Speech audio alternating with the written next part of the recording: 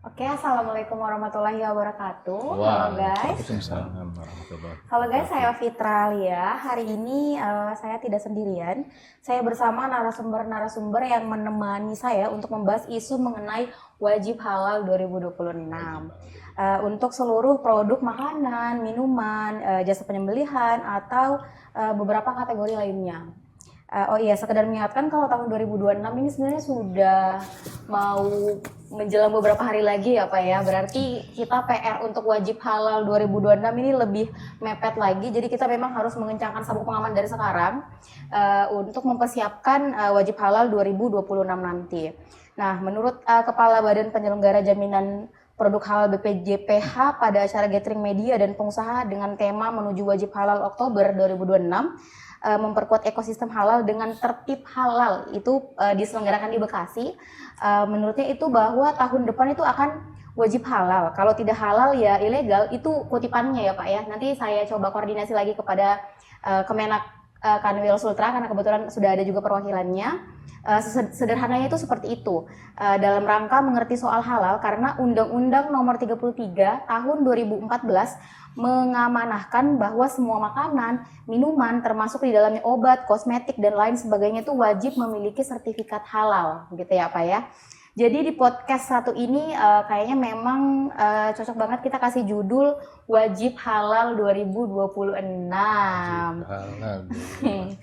Oke, jadi buat teman-teman semua, terutama pengusaha-pengusaha yang punya planning atau bahkan sudah menjalankan usaha dalam beberapa kategori yang sudah saya sebutkan tadi, entah itu makanan, minuman, penyembelihan, atau apapun itu, obat, kosmetik juga, itu kalian itu wajib menyimak podcast ini karena podcast kali ini tuh dibuat khusus untuk kalian para pelaku usaha supaya tahu seberapa penting sih sertifikasi halal untuk bisnismu.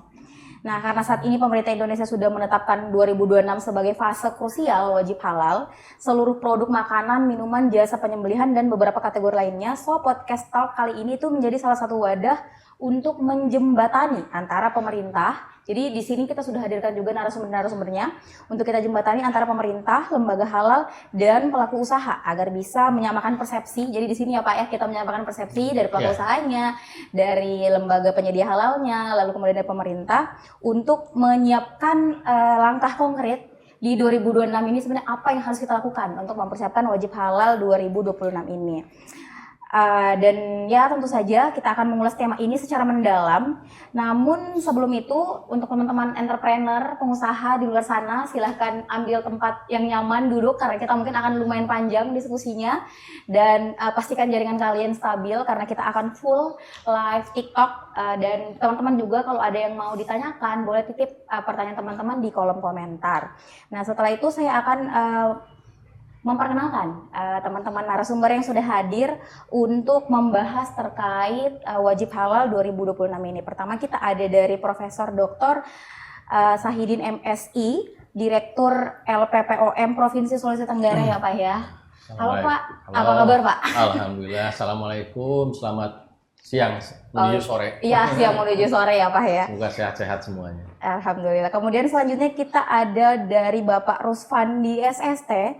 Beliau itu dari bidang urusan agama Islam dari Kementerian Agama Provinsi Sulawesi Tenggara, di mana bidang urusan agama Islam ini turunan dari Direktorat Jaminan Produk Halal Dimas Islam Kemenak RI ya Pak ya. Selamat sore. Ya, selamat sore ya Pak. Luar biasa loh ini kita bisa menghadirkan Pak Rusfandi di detik-detik terakhir.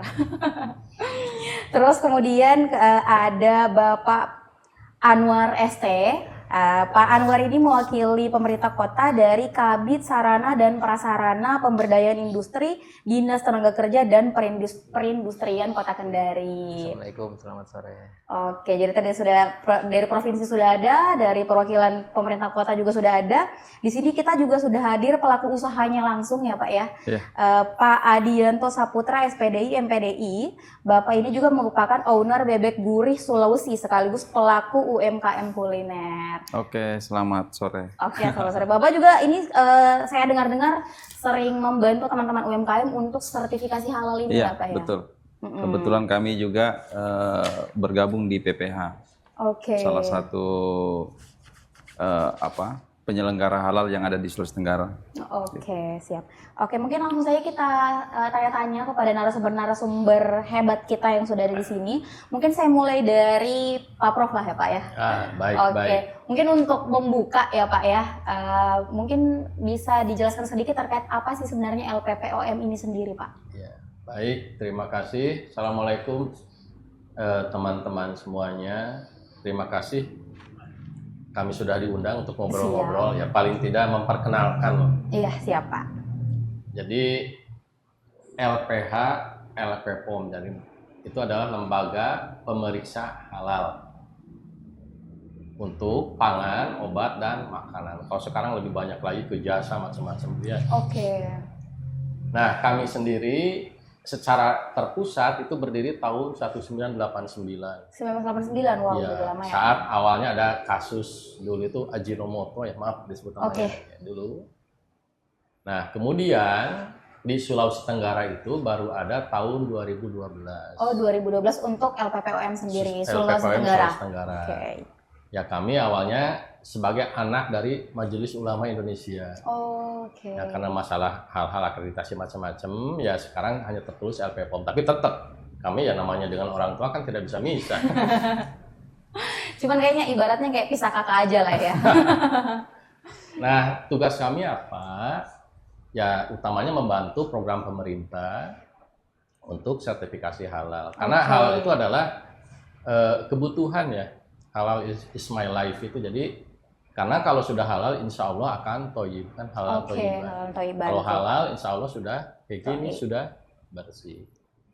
Yang kedua, nah ini kadang-kadang suka salah persepsi disangkanya kami yang menentukan halal tidaknya. Oh iya. Jadi kami, Karena LPH kan Iya. dikiranya. jadi kami itu secara tugasnya mengecek mulai dari bahan, proses, orangnya, kemudian pemasarannya, pengepakannya. Nah, itu semua nanti setelah data itu dikumpulkan dari pengusaha, kemudian kami diaudit, disesuaikan Oke. oleh auditor kami. Berarti teman-teman LPPOM auditornya mengaudit data-data tersebut. Iya. Oke. Mengaudit. Nah, nanti itu semua data yang sudah lengkap, kami akan diajukan rapat dengan Komisi Fatwa. Oke. Jadi Berarti yang mengajukan dari LPPOM untuk ke rapat tersebut. Rapat Komisi Fatwa. Nanti dari rapat Komisi Fatwa adalah surat ketetapan halal. Oke. Diajukan ke Paruspandi timnya di sana, ke Oke, BPJPH. berarti setelah rapat itu diajukan lagi ke BPJPH. agar keluar sertifikat halal. Oke, berarti memang untuk pengeluaran sertifikasi halal memang ke BPJPH. Iya, karena beliau induknya, regulatornya. Oke, induknya. Oke, Badan. siap. Oke, berarti secara gambaran besarnya seperti itulah Iya. LPPOM sendiri. Oke, kalau untuk ini Pak, ekosistem halal sendiri. Kalau dari Bapak, pandangan Bapak, apa sih sebenarnya ekosistem halal itu? Ya, ekosistem itu kan lingkungan ya. Ya. Jadi lingkungan halal berarti semuanya serba halal. Jadi dalam hal menetapkan kehalalan itu, kalau misalkan ada produk misalkan ya, Iya. ada bakso daging. Jadi bakso daging itu akan bisa tersertifikasi halal selain bahan-bahannya yang tadi. Ya, selain bahan-bahan, Ada petsinya, misalkan terigunya, macam-macamnya semua halal. Dagingnya. Kita cek juga penggilingan dagingnya sudah bersertifikat halal dulu. Oke. Sudah halal misalkan. Misal penggilingannya sudah halal nih. Sudah halal. Produk-produk sudah halal. Dagingnya diambil dari mana? Oh, daging yang digiling. Yang digiling itu bersertifikat halal tidak? Oke. Kalau misalkan satu saja tidak bersertifikat halal, kami selalu sampaikan ke PU itu mohon di ini dulu. Oke. Cari daging yang sudah bersertifikat halal. Oke. Karena percuma Bapak Ibu melakukan sertifikasi halal karena itu akan tertolak. Akhirnya kan sebenarnya kalau dari segi bisnis kami kalau ini ya lakukan saja kan, yang penting kan selesai dapat Iya, yang ini. penting Tapi kan udah, tidak, iya. kita kan membantu pemerintah. Jadi ekosistem halal semuanya harus jalan. semuanya. Oke, halal berarti memang semua. kurang lebih ekosistem itu mulai dari hulu sampai akhirnya Sampai- produknya jadi sampai gitu ya. penjualan, Sampai ke penjualan iya, lagi. pengepakan itu. Pengemasan, Iya. terus menjualnya juga dijual kemana gitu ya Pak? Kalau menjualnya ya tidak lah paling Oke, ini. berarti sampai ke pack, pengepakan, sampai pengepakannya, packing. Berarti iya. misal kayak tadi kan daging nih, produk-produknya, apa-apa Iya. yang digunakan, lalu kemudian misal ke penggilingannya lagi, Iya. dilihat lagi. Terus habis ke penggilingan ke daging. Sumber dagingnya. Sumber dagingnya. Nah, sumber dagingnya ini berarti cara potong dagingnya lagi. Mulai cara potong, mulai Siapa yang memotongnya, yang memotongnya, julehanya, terus membersihkannya juga tuh. membersihkannya itu yang Oke, kadang-kadang oke. juga. Jangan kita memotong sapi yang satu itu melihat temannya sedang Temannya dipotong, sendiri itu pun dipotong. tidak boleh juga. Oke, berarti gugur ya. Misalnya Nah, temannya tidak ditutup matanya, yang Iya. ini dipotong, akhirnya dagingnya ini gugur. Jadi tidak ada peri kehewanan mungkin. Oh iya. Jadi betul. melihat temannya dipotong, Ngelihat. stres Kan- dia. Oh iya, pantas biasa kadang ada kalau lebaran haji ada yang sudah kebur duluan sapinya ya. Oke, baik, kurang lebih seperti itu ya Pak ya, Ya, ekosistem halal dari sudut pandang bidang LPPOM sendiri. Iya. Mungkin saya mau pindah ke UMKM sendiri nih, dari pelaku usaha. Nah Pak, kalau untuk Bapak sendiri nih, apakah dari teman-teman UMKM, Iya. wakil teman-teman UMKM itu sebenarnya sudah mengetahui nggak sih regulasi untuk mengajukan sertifikasi halal itu?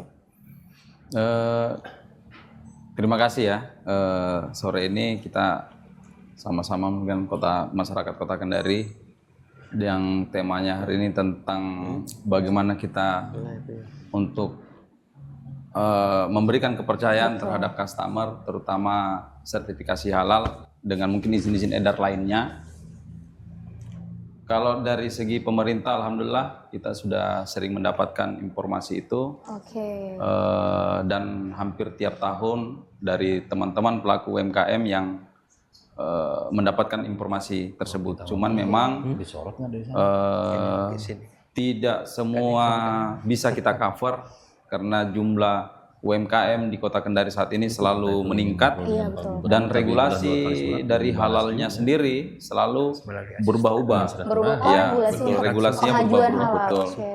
Nah, mudah-mudahan ada ketetapan yang ditetapkan secara bersama-sama, kemudian ada evaluasi secara bersama-sama, kemudian inilah yang kita jalankan secara bersama-sama supaya kami dari pelaku UMKM bisa terawasi dengan baik, bisa memberikan kepercayaan trust terhadap customer kami, kan itu yang sebenarnya yang paling penting.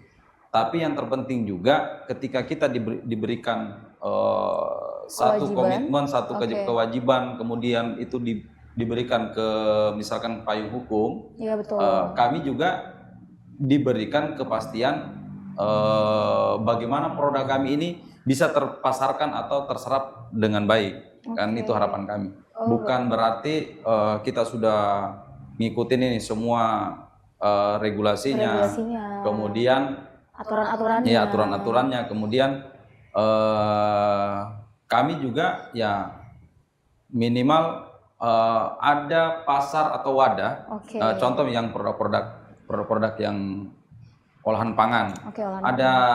Ada wadah diberikan kepada kami dan alhamdulillah untuk menjual ya Pak ya? Iya, untuk Kota Kendari sendiri sangat luar biasa. Kenapa saya katakan itu? Ibu Wali Kota sendiri sudah mengeluarkan bukan lagi himbauan tapi perintah terhadap seluruh rumah makan, seluruh hotel, seluruh tempat-tempat pariwisata untuk mereka menyiapkan etalase untuk produk-produk UMKM. Itu mereka sudah himbau. Itu disediakan oleh pemerintah etalasenya? Etalase dari pihak pengusaha, dari pihak hotel, dari pihak rumah makan, termasuk kami juga di BB Guru Sulawesi. Berarti kayak menyiapkan daminya ya Pak ya? Betul. Jadi kami di BB Guru Sulawesi juga sudah punya namanya pojok UMKM. Jadi teman-teman yang ada di Kota Kendari yang sudah punya sertifikat halal, izin edar, kemasan oke, produknya enak. Tapi kan kalau kita bicara kuliner, enak itu wajib. Iya. Gitu. Ya, karena namanya kuliner ya. Apalagi selera ya Pak ya. Betul. Nah ini nanti insya Allah kami bisa join lah dengan kami untuk dipajang di etalase kami seperti itu. Oke. Oh berarti untuk UMKM yang belum mempunyai etalase khusus produk itu bisa join gitu ya Pak ya. Oke, nah Pak, sama pertanyaan tadi yang kembali terkait ekosistem halal nih Pak Farhan. Kalau dari LPPOM sendiri, ekosistem halal itu memang proses pengajuannya mulai dari hulu sampai ke hilir. Betul. Nah, sedangkan kalau untuk pelaku-pelaku UMKM sebenarnya kalau ekosistem halal sebenarnya apa yang ditangkap oleh para pelaku usaha UMKM itu sendiri? Kalau yang teman-teman lain saya kurang paham, tapi kalau secara pribadi bicara tentang ekosistem halal, karena kebetulan saya juga alhamdulillah dipercayakan sampai tahun 2029 sebagai ketua Pinbas MUI. Oke, Iya. Ketua Pinbas Saya Pinbas MUI dari periode 2024 kemarin sampai 2029. Wih, masih lama ya, Pak? Iya, dan kami tiap tahun sering mengadakan pertemuan kayak tahun 2024 kami di Kota Kendari sebagai tuan rumah, 2025 kemarin bulan 8 kami di Balikpapan, di tahun berikutnya 2026 itu kalau tidak salah di Sumatera lagi. Jadi kita memang masih menjadi bagian dari masyarakat halal istilahnya. Oke. Dan kami juga dari beberapa lembaga kayak masyarakat ekonomi MES, kemudian Pinbas, kemudian LPPOM dan lain sebagainya. Ini termasuk dengan BKPRMI, kemudian beberapa lembaga-lembaga keagamaan. Ada satu program yang pernah saya sudah rancang, kemudian ini yang akan ya mudah-mudahan lah cepat bisa terlaksana. Insya Allah kami sebagai agregatornya, dan sekarang kan retail modern sudah banyak. Iya betul. Retail modern. Salah satu program Pinbas itu di setiap kecamatan masjid-masjid yang besar itu punya swalayan. Di Masjid-masjid besarnya itu dibikinkan swalayan. Swalayan itulah kami nanti yang kelola. Siapa SDM-nya? SDM yang bisa digunakan marbot di situ. Kemudian teman-teman yang terlibat di auditor dan lain sebagainya bisa terlibat semua situ. Jadi ekonomi Islam ekonomi halal yang dijalankan secara bersama-sama itu dapat mulai dari beliau-beliau ini yang dari prosesnya, dari pemotongannya, dari penyembelihannya dan sebagainya, kemudian kita terawasi sampai proses pembentukan produk sampai pada bahkan sampai di pemasarannya. Berarti memang lumayan ini ya Pak. Iya, jadi program itu betul. karena kan terkumpul satu tempat nih semua. Jadi ibaratnya LPH dari LPPOM ini tinggal datang, terus membantu untuk pengawasan dan auditor.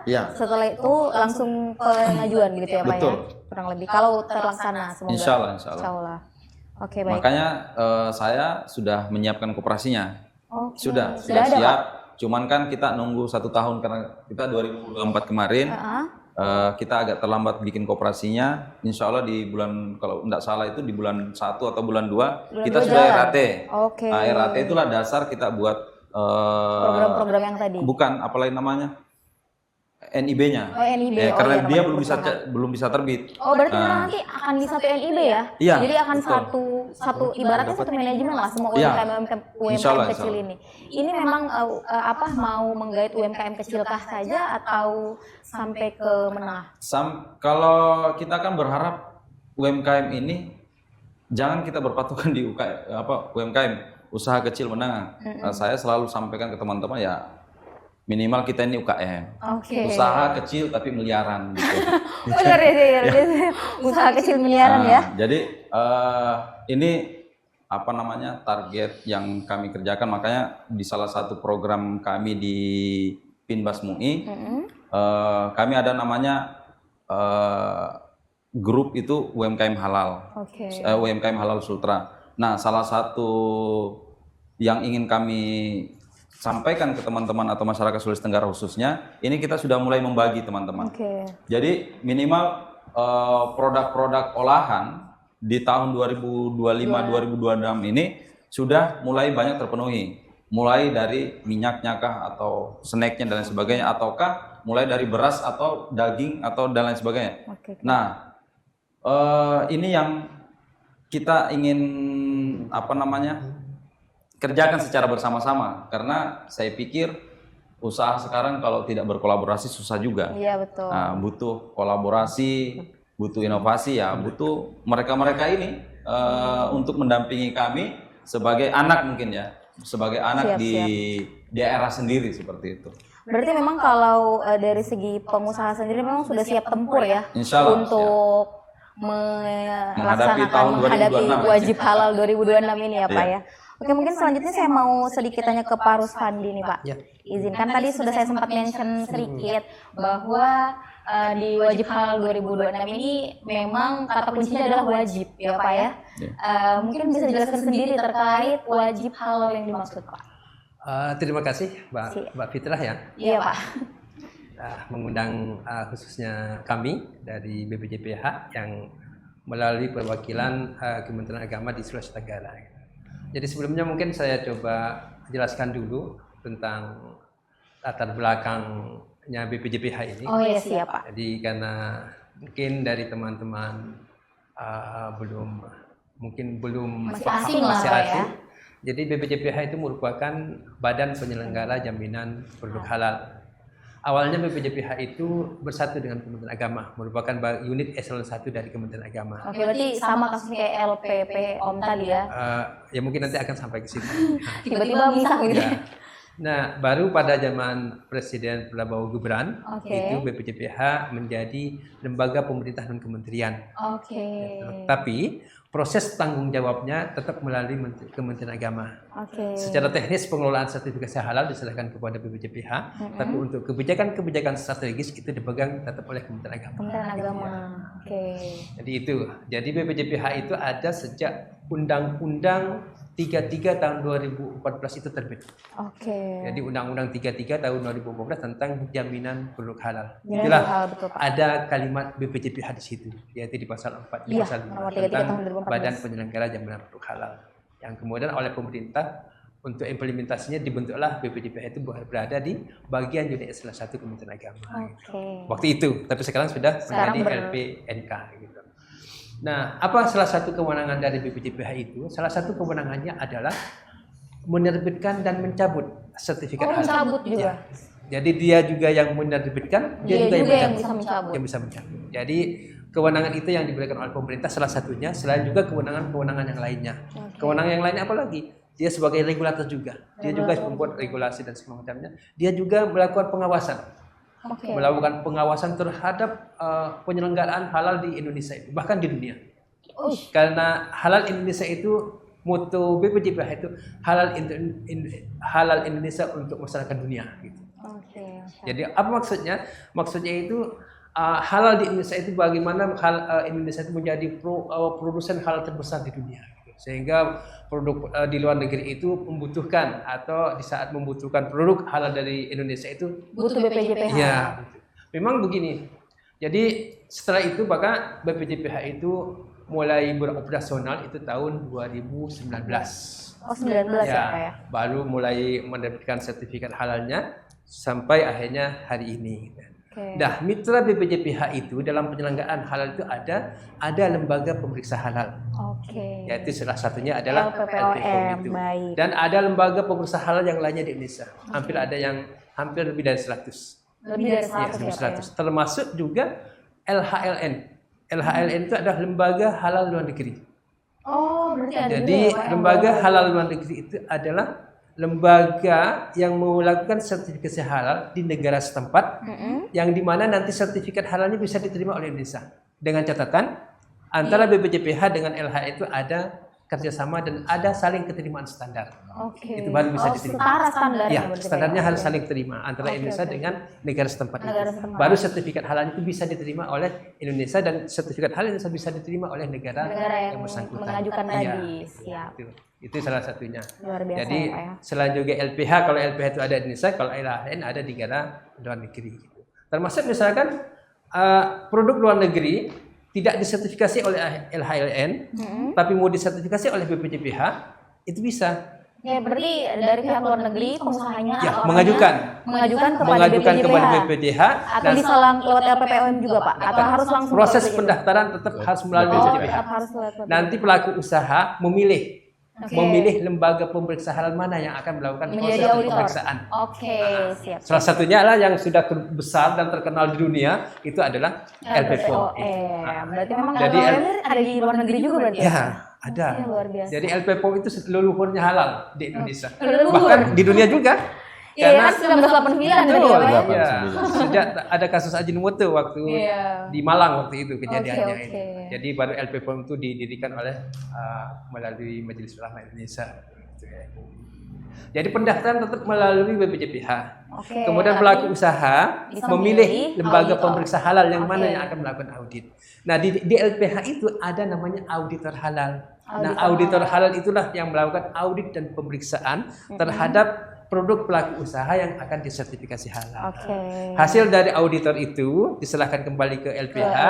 LPH menyerahkan kepada Komisi Fatwa Komisi MUI. Fatwa MUI. Dari hasil Komisi Fatwa diserahkan ke BPJPH untuk diterbitkan sertifikat Sertifikatnya. halal. Itu alur singkatnya seperti itu. Oke, alur ini Iya, ya Pak, regulasinya alur prosesnya. kurang Iya. lebih. Kemudian wajib halal itu sebenarnya sudah muncul sejak tahun 2024. 2024. Jadi waktu tahun 2024 itu sudah digaungkan wajib halal 2024.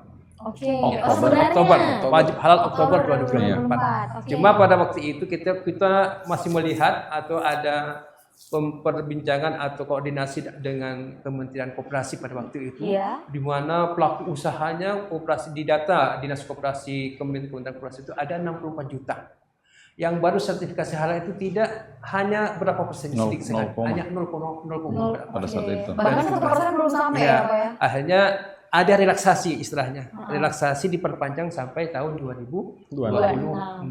Oke, Tapi 2 tahun yang berarti diperpanjang relaksasinya. itu adalah untuk usaha mikro kecilnya. Mikro kecil. Oh, mikro kecil. Berarti Untuk kalau yang menengah Menengah besar sudah.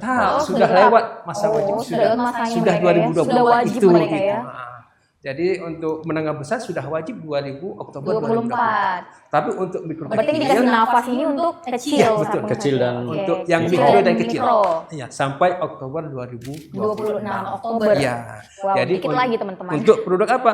Untuk produk makanan, minuman, jasa sembelihan dan hasil sembelihan. Oh, jasa sembelihan dan Ya, hasil dan hasil sembelihannya sembelihan. juga. Oke. Itu untuk 4 produk itulah yang wajib bersertifikat halal pada 17 Oktober tahun 2026. Khususnya untuk mikro dan kecil karena menengah besar sudah lewat. Oke. Jadi kayak hotel itu sebenarnya sudah harus wajib hukumnya. Dari Halal. dulu harusnya. Iya, karena sejak Oktober 2024 sudah wajib memiliki sertifikat halal gitu untuk pelaku usaha menengah. Karena hotel itu rata-rata kan menengah besar. Kalau Oke. hotel. Tapi kalau yang Pak Adi itu kan masih UMK yaitu kecil miliar. Nah, miliaran. Kecil miliar, masih ada nafas sampai Oktober 2026. Iya. Oke Pak, kan ini tagline wajib nih Pak. Nah, itu berarti apakah akan ada punishment dari BPJPH sendiri atau Kementerian Agama terkait kalau sampai Oktober 2026 kan 2024 ke 2026 ini dikasih nafas dikit nih Pak. Nah, kira-kira apa ada punishment nih dari Kementerian Agama sendiri kalau ada usaha kecil yang dan mikro yang belum tersertifikasi halal? Jadi di PP 42 tahun 2024 itu sudah dijelaskan di sana termasuk penahapan itu. Oke. Penahapan untuk sertifikasi halal itu. Jadi yang dia wajib disertifikasi sebenarnya tidak hanya makanan dan minuman jasa sembelihan, tapi penyembelihannya. tapi adalah produk. Produk itu adalah barang dan jasa.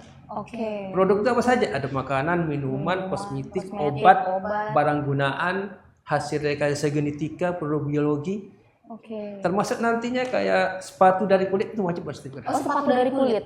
Jadi bahan-bahan jaket terbuat dari kulit wajib Fashion bersertifikat halal. berarti ya Pak? Iya. Termasuk jok mobil yang terbuat dari kulit wajib juga bersertifikat halal. Wow. Asalkan terbuat dari kulit gitu. Oke. Jadi itu ada di PP 42 tahun 2024 tentang penahapan bersertifikat. Apa sanksinya? Jadi sampai hari ini kita terus menggodok sanksi itu agar tidak merugikan pelaku usaha. Gitu. Agar apa?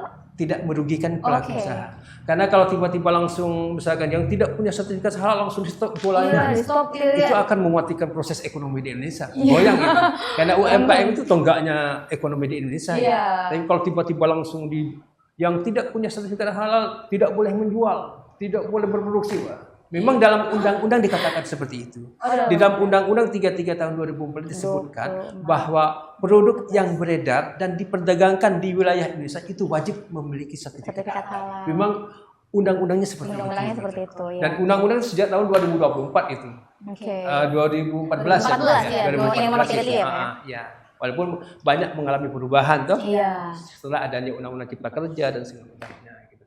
Makanya sekarang lagi digodok itu regulasi agar sanksi yang diberikan kepada pelaku usaha nantinya itu tidak merugikan dan bisa berjalan dan bisa sambil diproses gitu. Oke. Sehingga yang sanksi yang lagi digarap hari ini walaupun itu belum diterbitkan, pertama nantinya itu pelaku usaha akan diberikan teguran dulu, teguran secara lisan. Oke, teguran secara lisan. Tertulis.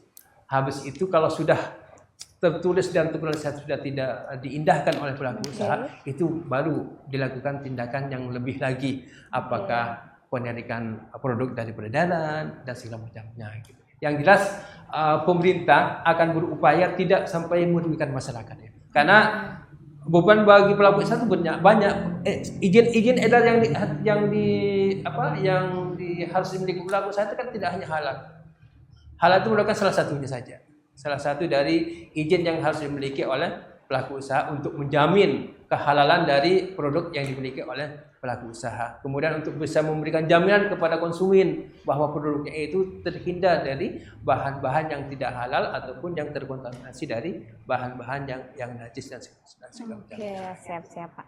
Oke, mungkin selanjutnya saya mau sedikit tanya nih, karena sudah disinggung nih dari Kementerian Agama tadi bahwa akan ada punishment tapi pelan-pelan yang selama itu tidak merugikan. Nah, mungkin saya mau tanya ke Pak Anwar nih untuk mewakili dari pemerintah kota. Kira-kira apakah ada, ini kan UMKM ibaratnya kayak mau tidak mau ya Pak ya, kita mau menjual, kita mau ada ini, tapi ada kewajiban itu di mana regulasinya lumayan ribet. Kira-kira apakah ada regulasi dari pemerintah kota terkait membantu percepatan sertifikasi halal ini Pak? Ya, terima kasih. Yang pertama mungkin dari dinas terkait, mungkin yang Dinas Perdagangan dan Perindustrian sudah memfasilitasi selama 3 tahun. Selama 3 tahun ya Pak ya? Dari 2023, 24 dan 25 terakhir. Oke, berarti 2023 sampai 2025 3 tahun kurang lebih sertifikat halal reguler dan self-declare. Mungkin ada beberapa pelaku usaha atau IKM dan UMKM mungkin yang sudah daftar dan sudah terbit, dan ada beberapa juga yang belum terbit. Oke, itu bantuan dari APBD, dia akan membisik ya. Oke. Sudah berapa usaha itu Pak kira-kira kalau sepanjang tahun 2023-2025? Kurang lebih ada 300 sampai 500-an. 300 sampai 500 usaha yang mendaftar. Iya. Paling yang terbit mungkin sekitar 200-an ya Pak harusnya. Oh, yang berhasil lolos. Oke. Kita bekerja sama dengan Satgas dari Kanwil Pak ya. Oke. Iya. Untuk apa tadi itu Pak yang pertanyaannya itu? Bagaimana untuk mendorong pelaku UMKM ini untuk mempercepat wajib halal 2026? Kalau tadi kan ternyata sudah ada nih bantuan dari 2023 ke 2025, prepare ke 2026 ini Pak. Iya, insya Allah mungkin nanti 2026 kita usahakan kedepannya akan ada fasilitas sertifikat halal lagi. Oke, program yang sama. Iya. Oke, siap. Berarti memang sudah dari pihak pemerintah kota sendiri sudah menyiapkan ya Pak untuk terkait regulasi tersebut. Oke, siap. Mungkin saya mau kembali ke Pak Prof nih Pak. Tadi kan sudah dijelaskan sama Pak Anwar tadi bahwa dari pihak pemerintah tuh membantu mengeluarkan dan membantu pembiayaannya juga nih. Nah, saya mau tanya karena kan dari LPPOM sendiri membantu juga. Kira-kira sebenarnya untuk pengajuan sertifikasi halal biayanya kurang lebih bagaimana sistemnya itu Pak? Ya. Untuk pembiayaannya. Terima kasih. Jadi ini dulu proses sertifikasi halal dulu ya supaya jelas. Jadi pada saat pengusaha itu daftar ke BPJPH, kita akan melihat siapa yang layak self declare, siapa yang siap jadi reguler. dibagi dua Ya, gitu. kita cek dulu. Nah, kalau misalkan misalkan hanya goreng keripik pisang seperti itu. Kayak penjual gorengan di pinggir jalan. Enggak, Pak, bukan ya, Pak? keripik pisang ya seperti Yang ini. kemasan. Oh, keripik pisang yang Yang mahal. kemasan. Oke, baik. Kita akan bilang jangan ke reguler karena biayanya juga mahal. biayanya. Lebih bagus ke self declare. Itu tahap pertama.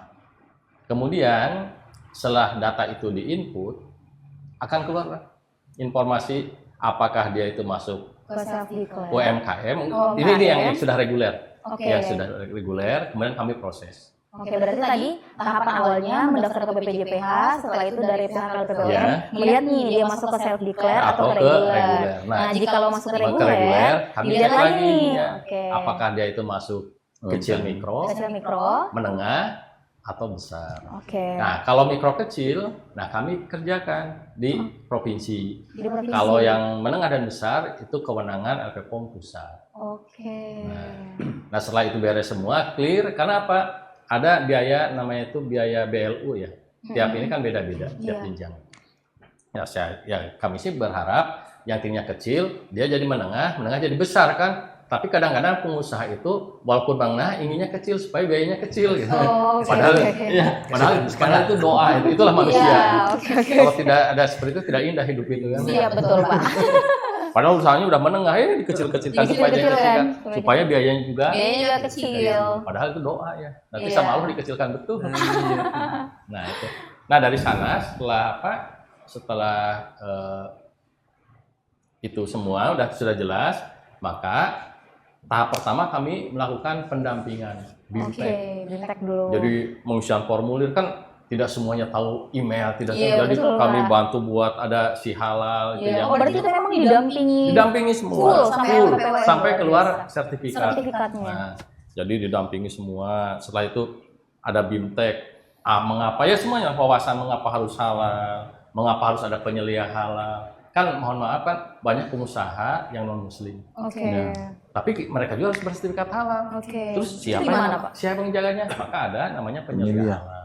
Oke. Dia penyelia halal itu bagian karyawan dari mereka, tapi yang beragama Islam. Oke. Tanggung jawab lah. Dia jadi kan kami tidak mungkin LP POM nanya terus setiap bulan gimana ini kan tidak. Ya nanti yang ini ada penyelia halalnya. Kami latih dulu, kami ini dulu. Nah setelah itu, nah pada saat BIMTEK ya sudah semua jelas. Jadi nanti kita tentukan kapan mau diaudit. Oke. Nah sebelum diaudit, nah data-data itu kan di-cross dulu. Nah setelah waktunya tetap, maka auditor kami turun. Biasanya 2 orang. Oke. Nah setelah itu selesai semua, nanti perbaikan sudah beres semua, kita ada rapat auditor. Nanti saya juga yang ini sudah siap, sudah siap. Kalau sudah siap semua, maka kami mengundang Komisi FAFA MUI Sulawesi Tenggara. Oke, untuk rapat mengenai produk yang tadi. Yang sudah di BIMTEK tadi. Ya, udah diaudit, udah apa. Panjang tadi Ya. semua. Dan permasalahan di kita yang sering lama itu adalah setelah diaudit, perbaikannya itu suka lama pengusaha itu. Nah, itu kita dampingi terus. Karena kita diberi waktu 15 hari kerja atau 3 minggu. Sebelum rapat ketua atau sebelum setelah? Sejak dia terdaftar di ini, di BPJPH? tadi penentuan penentuan. besar kecil itu, besar kecil, sampai ke keluar sertifikat itu maksimum 15 hari kerja atau 3 minggu. Oke, berarti setelah penentuan dia masuk ke kategori mana, Iya. kecil, menengah, Iya. atau besar, Iya. itu 15 hari kerja. 15 hari kerja harus selesai. Kalau tidak ya kami yang kena tegur. Oke, berarti misalnya Memang harus disiapkan betul-betul. Oke, berarti misal nih pengusaha bakso nih Pak. Ya. Nah, terus ternyata dari penggilingan dagingnya belum tersertifikasi halal. Itu didampingi juga ke Nah, LPPWM. berarti harus disertifikasi halal atau dia ganti dagingnya, jangan beli di ganti sana. dagingnya. Oke. Jadi kalau misalkan, nah seperti tadi misalkan ada yang fanatik, ini misalkan dagingnya dari sini, kita cek, atau tepungnya dari sini. Iya. Oh pas di ini ternyata tepung itu belum ada sertifikat halalnya. Iya. Nah kami adukan 2, ibu atau bapak boleh ganti tepung dengan yang sudah bersertifikat halal. Kalau tidak, tepung itu kita kaji, pelajari, mengandung gen babi tidak. Tapi biayanya ditanggung oleh pengusaha. Nah, tapi tetap dibantu pendampingan oleh pihak Reform. LPPWM. Kebetulan kami labnya juga ada di Jakarta di Lab Pusat. Kami lengkapan. Kami dari tahun 89. Jadi semuanya sudah diantisipasi. Nah setelah itu proses. Nah baru setelah itu kita rapat komisi fatwa. Komisi fatwa kan kebetulan ya dosen-dosen di sini kan rata-rata, alhamdulillah di Kendari itu rata-rata doktor komisi fatwa itu dan pinter-pinter. Nah setelah itu selesai. Nah sekarang berlanjut ke biayanya. Iya betul. Jadi biaya kami itu ada yang sesuai dengan istilahnya kalkulator BPJPH. Oke. Ada standar di sana. Nah kemudian ada lagi biaya tambahan kami, biaya organisasi yang tadi untuk BIMTEK, untuk rapat komisi. Sebenarnya rapat komisi fatwa bisa diajukan dengan pusat online, tapi kadang-kadang kan ada kendalanya. Kalau ada kami masalah, kami minta tolong ke siapa? Makanya Terus yang kedua kita mengoptimalkan LPPOM Komisi Fatwa yang ada di sini juga. Oke. Jadi kami selalu pakai Komisi Fatwa Sulawesi Tenggara. Oke. Nah, Pak berapa bayarnya? Lumayan karena Pak mereka sudah doktor, mereka juga jauh juga kan Jauh ini juga. kan perlu ini juga. Jadi biayanya seperti itu. Kurang Nah, lebih. jadi biayanya itu kalau makin banyak Yang dilibatkan. yang usahanya, misalkan satu PU, misalkan habis, yang tadi kan standar BPJPH sudah. Iya. Ini yang untuk kami, yang untuk LPPOM. operasional kami. Operasional. Makin banyak yang usahanya makin kecil, karena kan rapatnya sekali. Oh iya. Dengan catatan mereka harus bareng-bareng. Oke. Jadi kalau misalkan satu itu berapa lah? Kalau satu itu bisa 4 juta, kalau 10 mungkin tinggal 1 juta Tinggal 1 juta. tambahannya itu. Oke, siap. Jadi kadang-kadang orang melihat kalau satu, besar. Nah, kalau cuma satu, kami di admin suka bilang, mau nggak agak sabar dulu, kita cari dulu yang lain supaya rapat komisi fatwanya, BIMTEK-nya sendiri, bareng rapat komisi fatwanya, sehingga dana untuk itu kan kami tidak ada bantuan dari mana-mana. Iya, betul, Pak. Dari PU ya. Dari Pemda juga kan, misalkan dari Pemda kalau dapat juga kan, ini ada dana sekian gimana? Ya kita atur atau kita hitung-hitung dulu. Oke. Oh ini jadi sekian ininya. Iya, sekian. Oke, Karena yang standar kalkulator itu kan udah standar seperti itu. Sudah standar, Iya. ada standarisasinya sendiri. Iya. Ya, Pak? Kalau kan tadi seperti yang dibilang Pak Anwar ada bantuan nih dari pemerintah. Dari pihak LPPOM sendiri berarti sering menangani pengusaha yang diberi bantuan, Ya beberapa. bukan dari pengusahanya sendiri. Bukan dari Pemda beberapa kami Dari ini. Pemda. Yang kami ya terus terang aja kami sesuaikan seperti ini. Jadi ini Tetap sesuai standar Iya, sesuai dari standar juga. LPPOM karena berarti kami ya. juga kan harus membiayai diri kami. Betul, Pak. Organisasi kan kami punya pegawai, punya Iya, apa. siap. Seperti itu. Nah, saya mau kembali ke Kak Adi nih, Kak. Terkait tadi kan sudah ada nih, bahwa ternyata memang ada punishment nih. Iya. Tapi disesuaikan sebisa mungkin tidak merugikan pelaku usaha. Iya. Nah, harapan dari Kak Adi selaku pelaku UMKM kepada pemerintah, karena kan ini sudah ada punishment dan tidak ditahu apakah akan diperpanjang lagi nafasnya untuk pengajuan sertifikasi wajib halal ini. Bagaimana kalau terkait itu? Kalau terkait halal, ya alhamdulillah kalau saya ditanya secara pribadi ya harus ya. Dan alhamdulillah produk-produk kami juga yang sekarang kita sudah jalankan alhamdulillah sudah halal semua. Bahkan kami sekarang kan sudah masuk di pemasaran retail modern kayak Hypermart, Depar, kemudian Indomaret, Indogrosir, kita sudah ada semua. Artinya kalau di retail modern saja kita sudah masuk, regulasinya mereka saja kita sudah penuhi. Kan seperti itu. Oke, betul. Nah, regulasinya itu kita penuhi, makanya mungkin saya menghimbaunya ke teman-teman yang lain Iya. yang ada di Kota Kendari, yang ada di Sulawesi Tenggara, khususnya bagaimana ketika kita mau menaikkan level kita, minimal kita bisa melihat regulasi yang ada itu seperti apa. Contoh misalkan mungkin yang sekarang pemerintah bangun MBG. Ya. Nah, kita baca juknisnya itu apa. Makanya kita sebagai pengusaha melihat peluang-peluang itu. Oh, juknisnya, kebutuhannya apa saja. Contoh kayak nugget. Makanya kami sekarang sudah ada nugget. Karena kenapa ya? Kita melihat ada peluang di situ, Ada ada peluang di regulasinya situ, karena di situ. butuh nugget ya, Pak ya. Makanya saya sudah izin, kita sudah penuhi dan sebagainya. Kemudian apa kebutuhan lainnya? Ternyata kebutuhan ikan itu sangat besar. Ya. Alhamdulillah kami punya produk namanya Bandeng Cabut Duri. Beberapa dapur MBG kita sudah mensuplai itu. Sudah pengajuan sertifikasi halal juga yang Sudah, terkait itu, itu sudah belum ada ini program MBG, kita sudah ada Oke. ada itu. Dan seingat saya di tahun 2019 saya mulai usaha, kami di tahun 2020 ya kalau tidak salah dibiayai oleh Dinas Perindustrian. Perdagangan provinsi. Oke, Dinas Perdagangan Pedagang Provinsi. provinsi. Itu dapat bantuan, Pak. Nah, itu kalau tidak salah dalam satu angkatan itu kami ada 30 UMKM kalau tidak salah pada saat itu berjalan tiap tahun. Oke. Nah, kapan mulai self declare ini ada? Ketika ada informasi bahwa kewajiban Halal. seluruh produk itu halal. Ya. Makanya muncullah itu self declare bantuan dari pemerintah dan dan terbagi-bagi lembaganya. Yaitu tadi ada yang self declare, ada yang bahkan sekarang ada lagi namanya self declare mandiri. Gitu. Jadi pernah habis kuota self declare-nya, Bayar sendiri. self declare mandiri itu, Self-declare. tapi biayanya alhamdulillah Lebih tidak sebesar yang Yang reguler. Tapi itu Oke. kembali lagi produk yang mandiri itu yang Yang kayak gini, kecil-kecil, iya, oke. bukan yang resiko Bukan yang besar. skala besar ya, Pak, Bukan ya? skala besar istilahnya. Bukan yang resikonya besar. Resikonya Contoh besar, misalkan contoh. kayak olahan daging, Ada titik kritisnya. ada titik kritisnya. Oke. Jadi kalau macam keripik, kayak macam ini stick, kayak Oke, macam itu ibaratnya keraguan halal dan tidaknya ya Pak Iya. ya. apalagi masalah tempat dan sebagainya Iya. itu juga yang meringankan kami sebagai pelaku UMKM atas kebijakan-kebijakan pemerintah yang dibuat. Contoh misalkan kita regulasinya tidak terlalu yang bagaimana untuk olahannya. Contoh Oke. misalkan dapur yang penting terpisah, kemudian peralatannya terpisah, kemudian kalau misalkan kita non muslim ada yang mendampingi Yang mendampingi di penyedia usaha halal. itu Betul. untuk usaha-usahanya teman-teman. Artinya apa?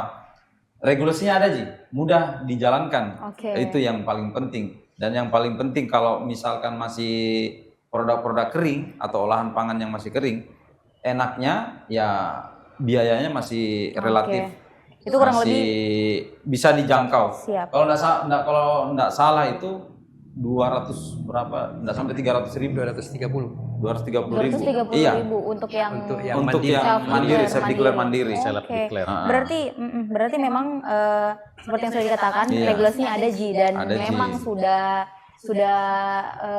lumayan gampang lah, apalagi Tinggal ya, sudah teman-teman ada UMKM ini. kemauan ya. Berarti tinggal kemauan teman-teman Dan dari UMKM yang nih. pengusaha non muslim jangan takut juga. Iya. Iya, Kita juga karena ada regulasinya. tidak selamanya pengusaha non muslim tidak bisa mendapatkan sertifikasi Iya, halal betul. ya Pak ya. Saya pernah ya tahun berapa itu. Saya sendiri waktu itu masih auditor, itu ada pengusaha bakso ya non muslim di daerah Tipulu sana. Nah, dia mau mensertifikasi halal. Terus saya bilang, kenapa ibu ini? Pak, saya mau masuk ke pasar yang besar. Yang mohon maaf saya sebutkan ke ke Hypermart. Oke, mau masuk ke Hypermart itu kan harus salah ada, satu- kalau halal ya memang ada logonya. Iya, Kalau Oke. tidak halal ya nanti mungkin punya lemari yang lain. Nah, jadi ya mereka non muslim ya alhamdulillah, karena yang penting ada orang yang siap jadi penyelia halal. penyedia. Iya. Siap. Ya turunan macam-macam, ada bakso, ada sosis macam-macam. Sosis nugget ya Pak. Nugget. Nah, kembali nih ke Kak Adi. Tadi kan sudah ada bahwa bisa jadi kemungkinan besar dari pihak Pemkot kota itu mungkin akan ada bantuan lagi ya Pak ya terkait prosesi sertifikasi halal itu. Harapannya Bapak nih terkait program itu untuk UMKM. Karena kan kalau Bapak sendiri sudah tahu nih regulasinya apanya. Oke.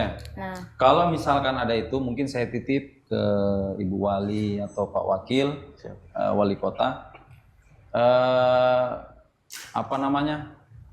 Di tahun 2026 ini kita tidak tahu PLUT itu konsultannya masih lanjut atau tidak.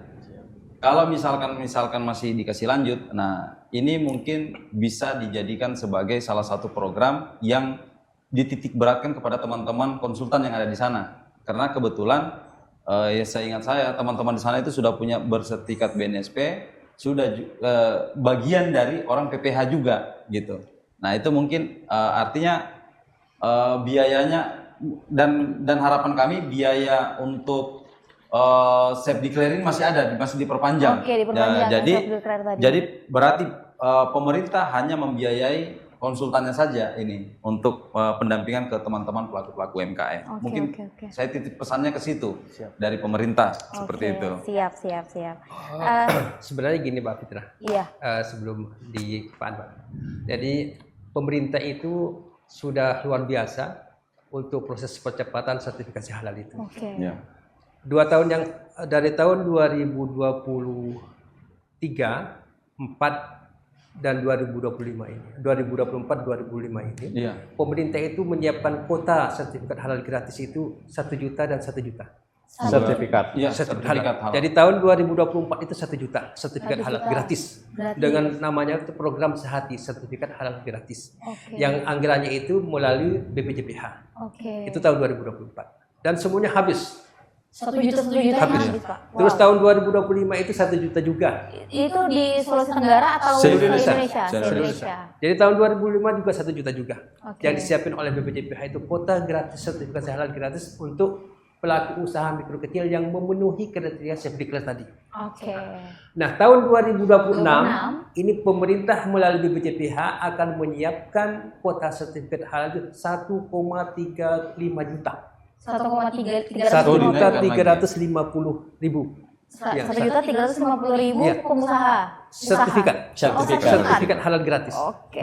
Bukan pelaku usaha, tapi Tapi sertifikat. sertifikatnya. Karena bisa saja pelaku usaha itu bisa lebih dari satu sertifikat. Karena pemerintah itu melalui regulasi yang baru ini, satu pelaku usaha bisa sampai 3 jenis produk. Oke. Satu jenis produk, satu sertifikat halal. Satu sertifikat. Jadi satu pelaku usaha bisa memperoleh sertifikat halal gratis dari pemerintah melalui BPJPH itu sampai 3 jenis produk. Oke. Untuk satu jenis produk itu 10 varian. Keren, betul. Bayangin bisa sampai 3. Bahkan sekarang dengan regulasi yang baru juga, rumah makan yang menunya di bawah 30, Lanjut berapa Pak? di bawah 30 itu juga gratis. Melalui bisa safety class juga. Oke. Rumah makan tapi menunya di bawah 30. Tapi yang di atas 30 termasuk warteg apalagi yang di Jakarta itu. Kalau di sinilah warung makan lah istilahnya. Iya, orang makan. Itu Tapi bisa. Pak, kalau untuk cara pengajuannya sendiri seperti apa? Pengajuan seperti yang saya jelaskan tadi itu melalui namanya itu ptsp.halal.go.id. Oh, PTSP iya. halal boleh ya teman-teman dicatat Dari melalui PTSP halal. .go.id. Atau bisa langsung tulis saja si halal itu langsung muncul. Oke, si halal Iya. itu bisa mendaftar Iya. lewat situ. Mendaftarnya bisa dari mana saja. Bisa Oke. dari rumah, bisa dari kantor. Dengan Langsung. catatan harus memiliki nomor induk berusaha. Oke, catatannya harus. syaratnya. Makanya tadi dari Iya. Kak Adi sendiri sudah Iya. menyiapkan NIB Iya. itu ya. Iya. Karena kalau tanpa NIB tidak akan bisa melanjut untuk proses pengajuan sertifikat halal. Oke, Jadi siap. bagi Itu teman-teman pelaku untuk- usaha, silahkan diketik saja ptsp.halal.go.id atau si halal dan Oke. silahkan di sana mengajukan sertifikat Mengajukan halal. sendiri dan Iya. berkas-berkasnya apa semua silakan. Tidak ya. perlu berkas. Oh, tidak perlu berkas. Semuanya diinput melalui sistem. Oke, tinggal semuanya diinput iya, melalui sistem. tinggal Oke. siapkan saja daftar bahan, proses Iya. produksi dan segala macamnya yang Oke, dibutuhkan di siap. sistem. Saya kembali ke Pak Anwar nih. Kan tadi akan ada juga bisa jadi akan ada juga bantuan dari Pemkot. Tadi kan dari BPJPH ya Pak ya. Iya. Kalau dari Pemkot kan bisa jadi akan ada karena sudah terjadi di tahun 2023 sampai 2025 ya Pak ya. Nah, tadi kan sudah dijelaskan tata cara untuk mendapatkannya itu dari si halal. Kalau dari Pemkot sendiri untuk mendapatkan bantuan itu bisa lewat mana Pak? Para pelaku-pelaku usaha yang ingin menerbitkan sertifikat halal. Untuk penyaluran sertifikat halal atau fasilitasi sertifikat halal itu biasanya lewat dinas perdagangan, Oke, Dinas bisa Perdagangan. lewat perindustrian melalui dana DAK. Oke, itu berarti pengajuan langsung ke kantor atau bagaimana Pak? Biasa kita sendiri yang cari Oke, usaha yang cari punya. Oh, berarti ada jemput bola ibaratnya Iya, ya. kita turun monep dan evaluasi bagi pelaku usaha yang IKM maupun UMKM yang belum memiliki sertifikat halal. Oke. Kita data dulu baru kita ini. Oke, baik. Siap. Mungkin Bantu. mungkin untuk closing nih ke Pak Anwar, apa harapannya kepada masyarakat atau khususnya pelaku UMKM atau yang baru mau mulai usaha untuk bisa lebih aware terhadap wajib halal 2026 ini, Pak? Di Pak Anwar juga dulu mungkin, boleh? Iya. Harapannya nih, Pak. Ya, untuk sertifikat halal ya kita sebagai warga Indonesia ya harus wajib untuk memberikan kepastian hukum produk halal. Jadi kalau kita sudah punya sertifikat halal dimanapun kita berusaha dan kita pasarkan produk pasti akan Iya, diterima. ada trustnya ya, Iya. Pak ya.